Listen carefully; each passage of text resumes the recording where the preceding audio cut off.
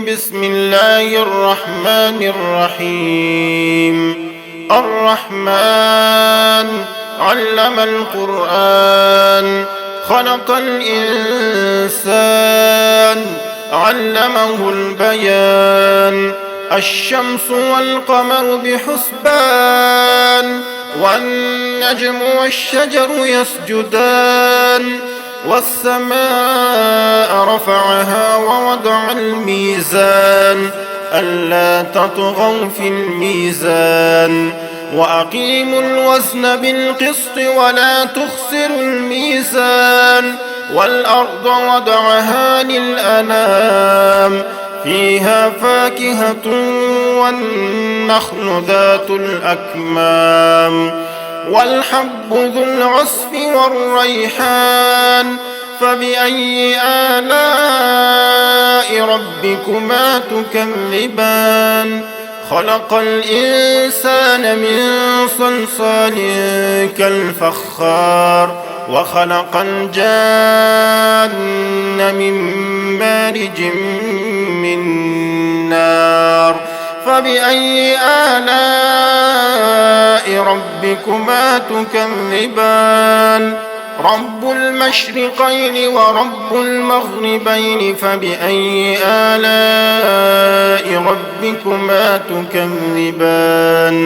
مرج البحرين يلتقيان، بينهما برزخ لا يبغيان.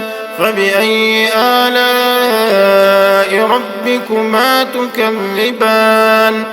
يخرج منهما اللؤلؤ والمرجان. فبأي آلاء ربكما تكذبان؟ وله الجوار المنشآت في البحر كالأعلام. فبأي آلاء ربكما تكذبان؟ كل من عليها فان، ويبقى وجه ربك ذو الجلال والإكرام. فبأي آلاء ربكما تكذبان؟ يسأله من في السماوات والأرض كل يوم هو في شأن. فبأي آلاء ربكما تكذبان؟ سنفرغ لكم أيها الثقلان. فبأي آلاء ربكما تكذبان؟ يا معشر الجن والإنس إن استطعتم أن تنفذوا من أقطار السماوات والأرض فانفذوا، لا تنفذون إلا بسلطان. فبأي آلاء ربكما تكذبان؟ يرسل عليكما شواظ من نار ونحاس فلا تنتصران. فبأي آلاء ربكما تكذبان؟ فإذا انشقت السماء فكانت وردة كالدهان. فبأي آلاء ربكما تكذبان؟ فيومئذ لا يسأل عن ذنبه إنس ولا جان. فبأي آلاء ربكما تكذبان؟ يعرف المجرمون بسيماهم فيؤخذ بالنواصي والأقدام. فبأي آلاء ربكما تكذبان؟ هذه جهنم التي يكذب بها المجرمون، يطوفون بينها وبين حميم آن. فبأي آلاء ربكما تكذبان؟ ولمن خاف مقام ربه جنتان. فبأي آلاء ربكما تكذبان؟ ذواتا أفنان. فبأي آلاء ربكما تكذبان؟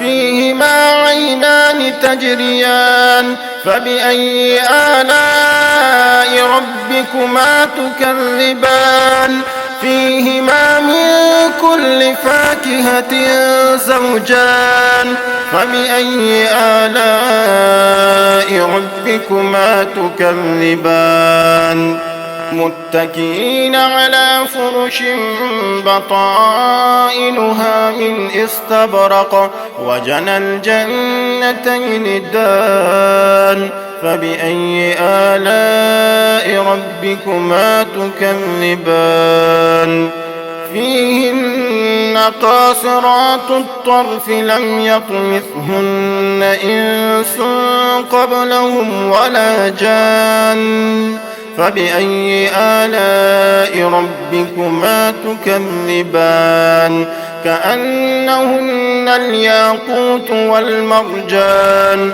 فبأي آلاء ربكما تكذبان هل جزاء الإحسان إلا الإحسان فبأي آلاء ربكما تكذبان ومن دونهما جنتان فبأي آلاء ربكما تكذبان مدهامتان فبأي آلاء ربكما تكذبان فيهما عينان نضاختان فبأي آلاء ربكما تكذبان فيهما فاكهة ونخل ورمان فبأي آلاء ربكما تكذبان